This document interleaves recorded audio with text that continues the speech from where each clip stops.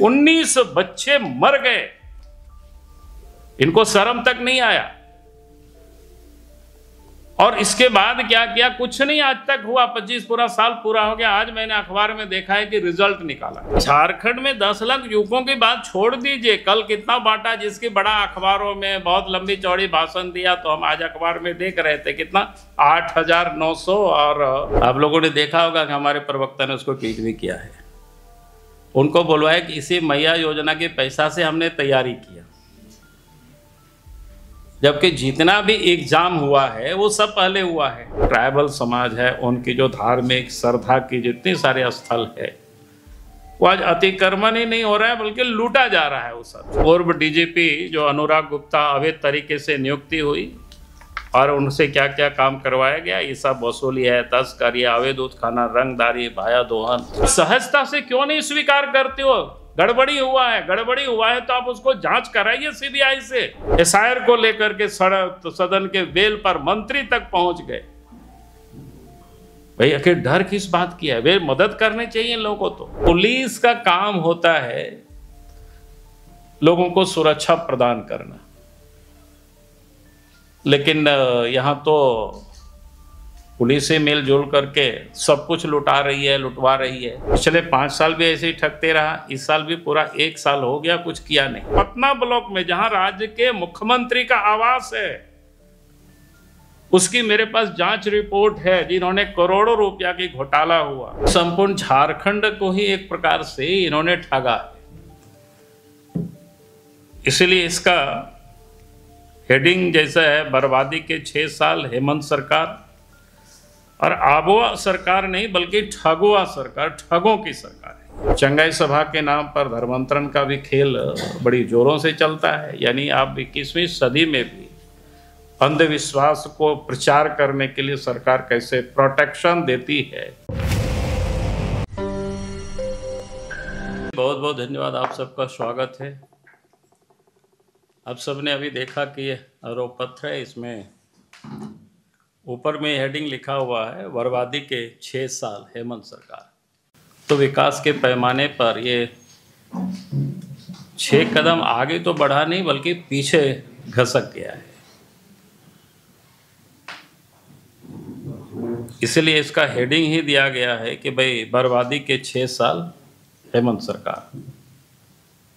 दूसरा, ये बार बार ये जो बोलते हैं कि भाई आबुआ सरकार, आबुआ हमें लगता है कि संथाली और संभवतिया मुंडारिया रो में भी होता है आबुआ सरकार, मतलब अपनी सरकार।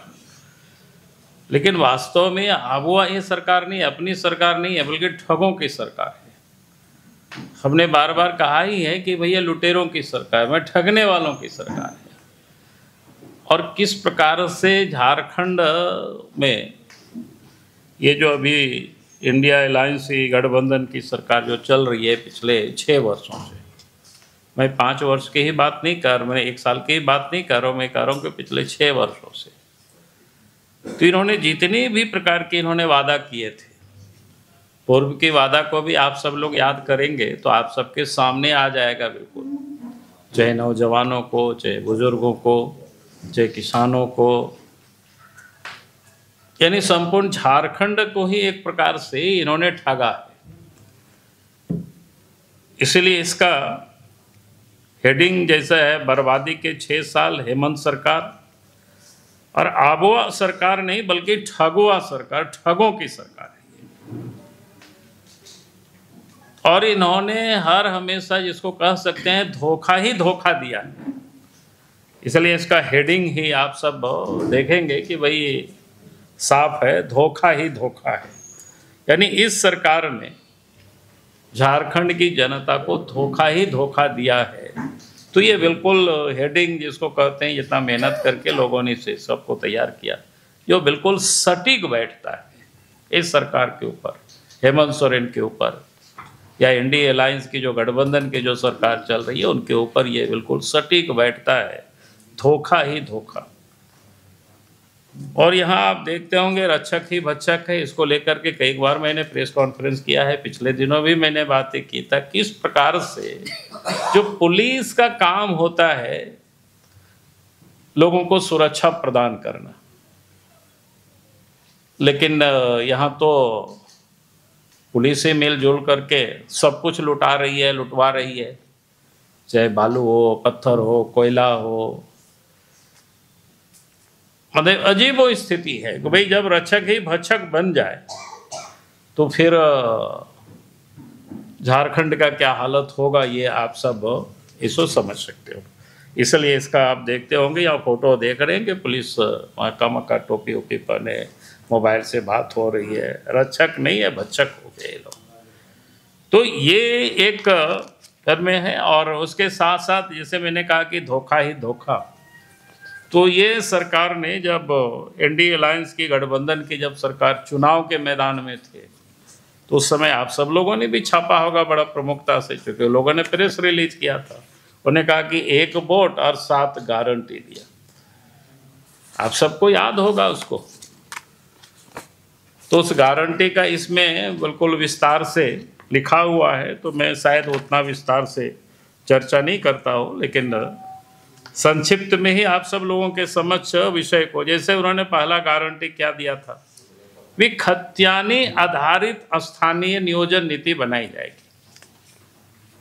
पिछले 5 साल भी ऐसे ही ठगते रहा, इस साल भी पूरा 1 साल हो गया, कुछ किया नहीं। तो एक प्रकार से यहाँ के लोगों को इन्होंने ठगा ही। उन्हें क्षेत्रीय भाषा संस्कृति, इसके संरक्षण वगैरह की बड़ी बड़ी बातें की, लेकिन वास्तविकता क्या है? आज भी अगर इस राज्य के अंदर में आप देखें तो जिस प्रकार से जो क्षेत्रीय भाषा है उन सबको कैसे प्रमोट करना या उसके संस्कृति को कैसे संरक्षण करना, तो आज आप देखेंगे खास करके जो ट्राइबल समाज है उनकी जो धार्मिक श्रद्धा की जितने सारे स्थल है वो आज अतिक्रमण ही नहीं हो रहा है, बल्कि लूटा जा रहा है उस सब चीजों को।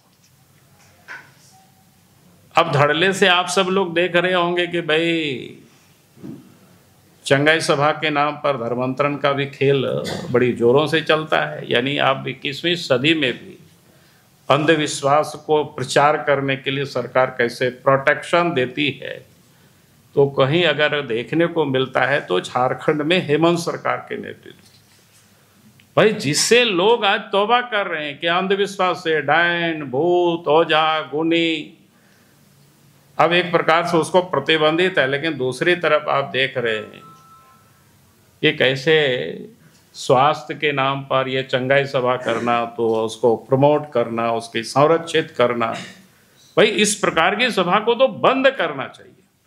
तो ये हम कह रहे थे कि ये जो उन्होंने कहा था कि भाई भाषा संस्कृति सबको संरक्षित करेंगे, लेकिन संरक्षण क्या करेंगे यहाँ, बल्कि अंधविश्वास को और बढ़ावा ये सरकार दे रही है।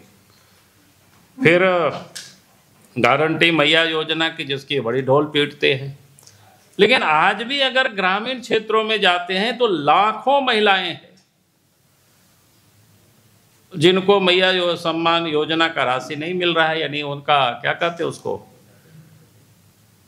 फॉर्म जो भरते हैं ना, उसका खुल ही नहीं रहा है पोर्टल। अभी जब हम गए थे सरकार आपके द्वार के बारे में, मैंने पूछा लोगों से, यार एक महिला आती है सर हमको नहीं मिल रहा। बोले काहे ना आप लोग इन लोगों करवाते हो, तो बताता है पोर्टल खुल ही नहीं रहा है। बल्कि शुरू में चुनाव लेने के लिए पैसे जिन्होंने पहले डाला था उसमें भी लाखों लोगों का नाम को काट दिया। और 50 साल की है तो स्वाभाविक है कि 50 साल तक तो प्रत्येक साल कुछ तो 50 साल से एक्सीड कर रहे हैं, जो खाली होता है उसमें भी कोई नए लोगों को भर्ती नहीं हो रही। इन्हें पोर्टल पूरी तरह से बंद है। फिर सामाजिक न्याय की तहत इन्होंने काफी बड़ी बड़ी बातें की थी कि एसटी को 28% रिजर्वेशन देंगे, एसी को 12% देंगे, ओबीसी को 27% देंगे। लेकिन ये सारे कुछ घोषणा मात्र ही रह गई, कुछ किसी को दिया ही नहीं इन्होंने। आज पिछले पंचायत का चुनाव हो गया, आप सबको ध्यान में है, उन्होंने जो ओबीसी के लिए जो रिजर्वेशन करना चाहते नहीं किया। बाद में लोग ओबीसी वर्ग के लोग कोर्ट गए, तो फिर सरकार ने कहा कि नहीं, अब अगले जो चुनाव होंगे म्यूनिसपैलिटी वगैरह की करेंगे। लेकिन अभी तक जानकारी मिली है कुछ किया ही नहीं है इन्होंने। म्यूनिसपैलिटी का तो चुनाव ही नहीं हो रहा है, नगर निकाय का वर्षों से बंद है। तो गारंटी, ये तीसरा गारंटी भी इनका एक प्रकार से धोखा ही धोखा है। फिर चौथा जो इनका गारंटी है वो क्या है, राशन कहा था कि प्रत्येक व्यक्ति 5 किलो देंगे, 7 केजी देंगे, यानी 5 किलो तो मिल ही रहा है। भारत सरकार, देश के प्रधानमंत्री नरेंद्र मोदी जी हर गरीबों को भेज ही रहे हैं।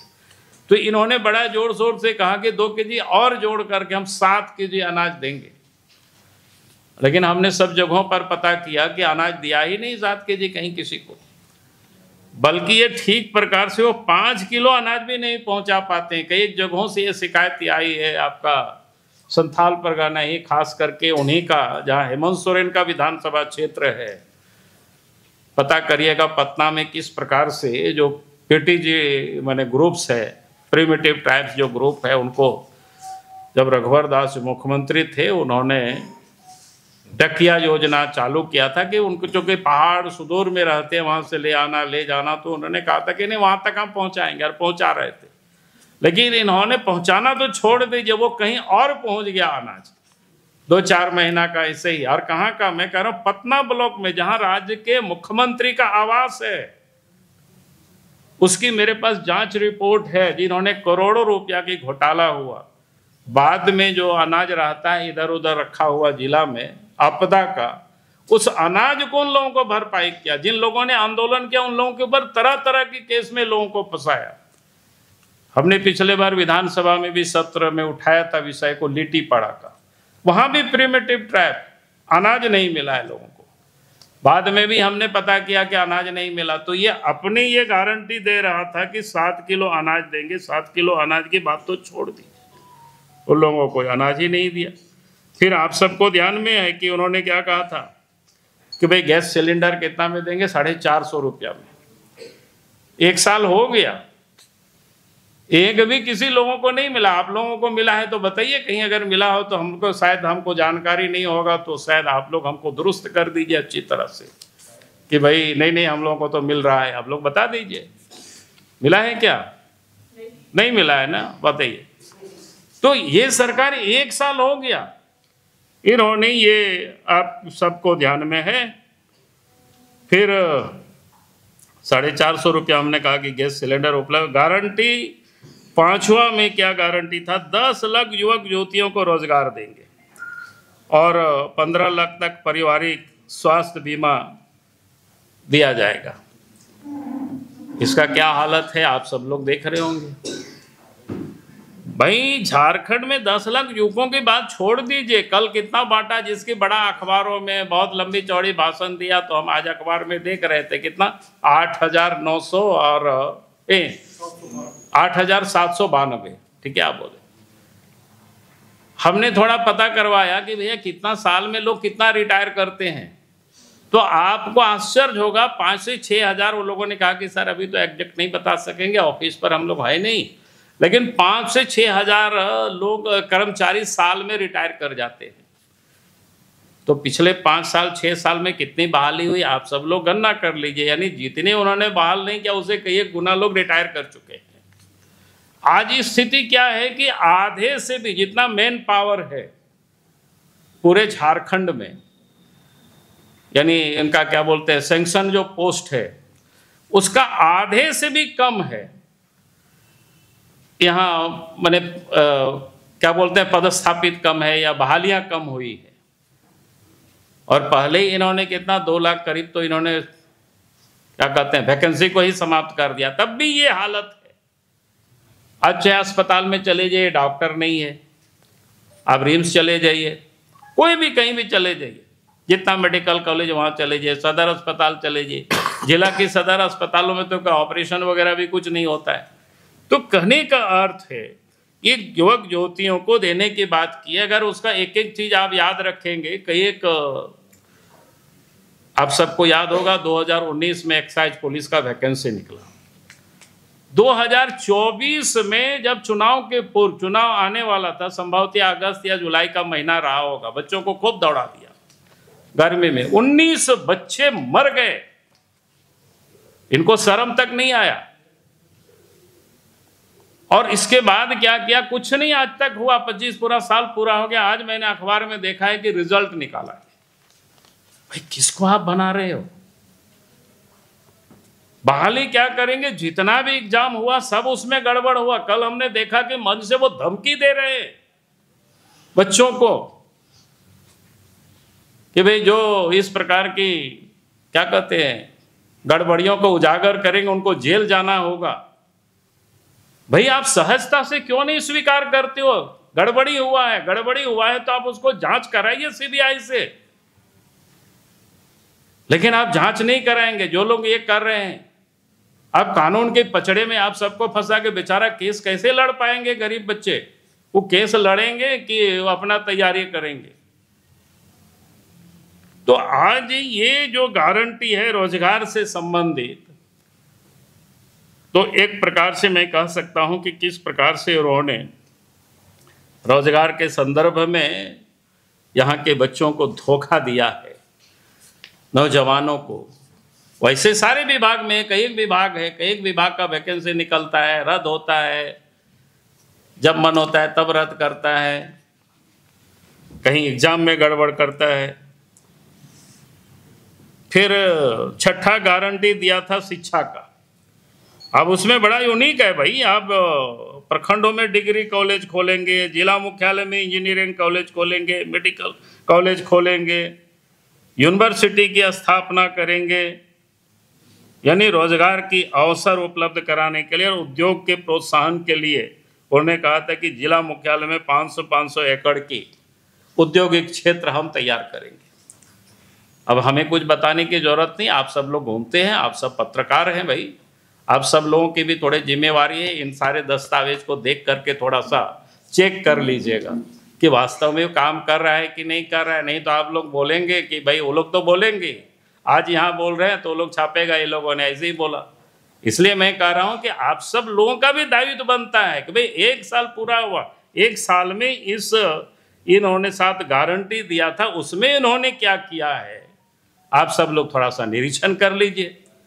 कितना ब्लॉक में कॉलेज बन गया, कितना इंजीनियरिंग कॉलेज बना, कितना मेडिकल कॉलेज जिलों में बन गया। 15 लाख की उन्होंने कहा था कि नहीं, जो स्वास्थ्य बीमा के कितने लोगों को उसका लाभ मिल पाया है, थोड़ा सा आप सब लोग चेक करिए भाई फैक्ट्स को। ये लोकतंत्र में चौथा स्तंभ आप सब लोग भी है, इसलिए मैं कह रहा हूं हम बोलेंगे तो आप सब लोग उधर से भी वो बोलेंगे, तो फिर लोग देखते हैं कि इधर एक का न्यूज रहता है इधर रहता है, तो भाई ये क्या मतलब है यार? मेरा कहना फैक्ट इसको चेक करिए आप लोग, ये मेरा आप सब लोगों से निवेदन है। अंतिम जो 7वां गारंटी दिया है किसान के कल्याण के लिए, आप सबको याद होगा कि पिछले बार उन्होंने क्या कहा था कि हम 3200 रुपया किसानों को धान की खरीदारी करेंगे, उसकी एमएसपी। लेकिन क्या हुआ, सरकार बनते ही उन्होंने क्या किया, 2400 रुपया। मैंने 2300 रुपया तो भारत सरकार ही एमएसपी तय किया है, 100 रुपया का बोनस दे करके, उसमें भी इन्होंने कई जिलों का तो पैसा ही नहीं मिला है। कड़वा वगैरह का जो सूचना लोग देते रहता है जगह जगह से, तो ये हालत है इस राज्य की। तो इसलिए मैंने कहा कि ये जो बाकी विषय तो बहुत सारे हैं, बाकी आप सब लोग पढ़ लेंगे। बाकी चूँकि और सारे विषय है, चूँकि हम सब विषय को भिन्न भिन्न समय पर हम प्रेस के माध्यम से, हम प्रेस कॉन्फ्रेंस के माध्यम से भी हम बोलते रहे हैं, इसलिए मुझे लगा कि इस सरकार की जो उपलब्धि है, तो उन्होंने जो गारंटी दिया था, इसलिए हमने उन्हीं विषय पर विशेष रूप से फोकस रखा है। बाकी हमारे साथी हैं तो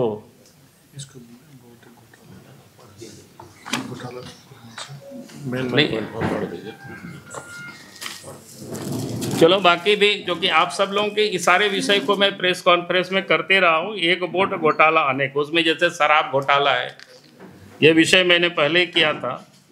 जेसीसी और सीजीएल परीक्षा में घोटाला, ये आप सबके ध्यान में, अभी भी मैंने थोड़ा डीएमएफटी फंड में घोटाला, आप सबको पता ही है, पहले भी मैंने प्रेस कॉन्फ्रेंस कर चुका। मैन पावर सप्लाई घोटाला, ये सब भी आप सबके संज्ञान में है ही। और इसके बाद गृह विभाग में टेंडर में घोटाला कई एक हुआ है। फिर स्पोर्ट्स किट्स घोटाला, उसमें भी। फिर भवन निर्माण में घोटाला, सरकारी टेंडर प्रक्रिया में घोटाला, ये सब आम घटनाएं हैं ये सब। फिर पूर्व डीजीपी जो अनुराग गुप्ता अवैध तरीके से नियुक्ति हुई, और उनसे क्या क्या काम करवाया गया, ये सब वसूली है, तस्करी, अवैध उत्खनन, रंगदारी, भाया दोहन, ये सारे विषय को मैं, डिग्री घोटाला, जन्म प्रमाण पत्र घोटाला, सरकारी रिक्त पदों पर घोटाला, यानी जिसकी मैंने अभी कहा था तो सीधा उन्होंने घटाया सीट को, आपदा मोचन निधि घोटाला, ये स्वास्थ्य विभाग में घोटाला, और फिर घोटाला में भी तुष्टीकरण होता है। तुष्टीकरण मतलब वर्ग विशेष को ही काम देना भाई।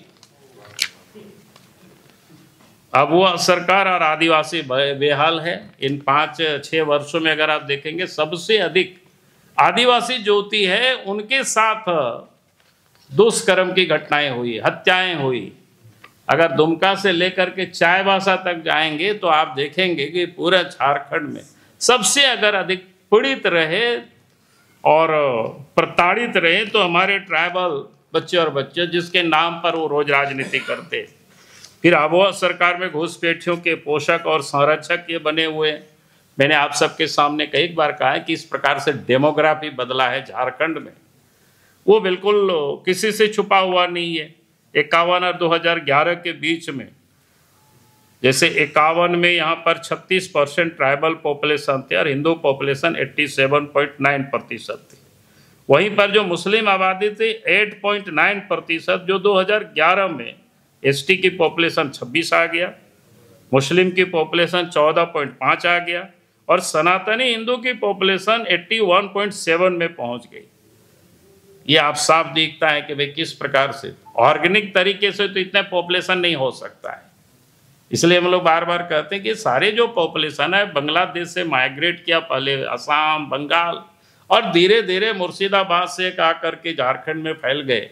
आप सबको पिछले दिनों पता है कि चक्करदा क्या बोलते हैं, पूर्वी सिंहभूम के चकुलिया, घाटशिला जैसे जगहों पर मैया सम्मान निधि योजना का पैसे ये लोग उठा रहे थे। बाद में पता चला कोई किशनगंज से, कोई पूर्णिया से, लेकिन वास्तव में उन लोगों की भी जांच होगी तो पता चलेगा सब लोग बांग्लादेश के। आजकल तो अखबार में आप सब लोग देख रहे होंगे, न्यूज चैनलों में भी कैसे होड़ लगी हुई है भागने की।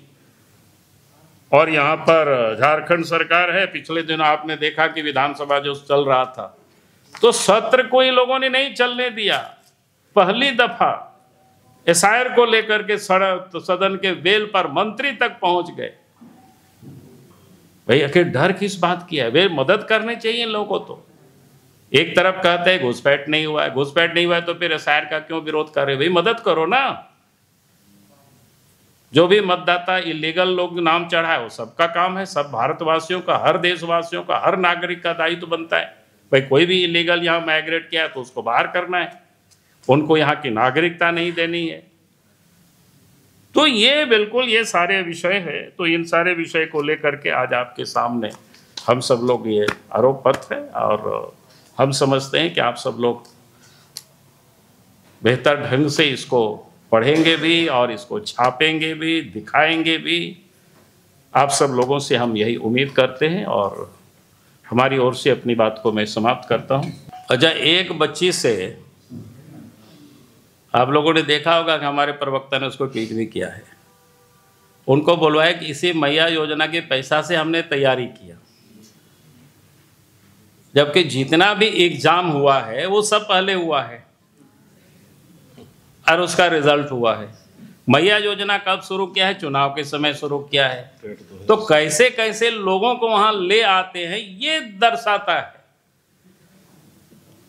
और कोई घूस दे करके जाए, कोई चोरी करने वाला लोग कभी बोलता है क्या?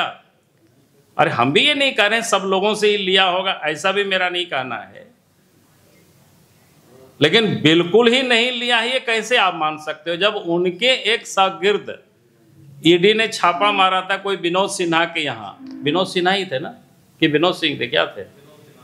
हाँ नहीं, विनोद सिन्हा क्या मारा था, जहां पर एडमिट कार्ड मिला था बच्चों का। हाँ क्या बोले? नाम याद है नहीं यार, फिर हमको देखना पड़ेगा ये सब। उस समय जब छापा मारा था, भाई वो क्या है? हाँ विनोद सिन्हा, इसलिए बुला रहे ना, थोड़ा सा हमारा भी याद करा दो भाई, इतना पुराना आप लोग सवाल उठाते हो तो थोड़ा याद करने में समय लगता है।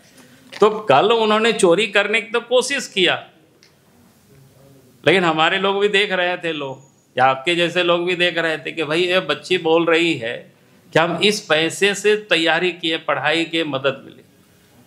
अब ये मैया योजना का पैसा तो कब हुआ शुरू? चुनाव के समय। और सारे चुनाव के पहले सारे कुछ एग्जाम ये सब हो गया, तैयारी वगैरह हो गया, रिजल्ट वही बांट रहा था। तो एक तो पकड़ा गया ना, बाकी और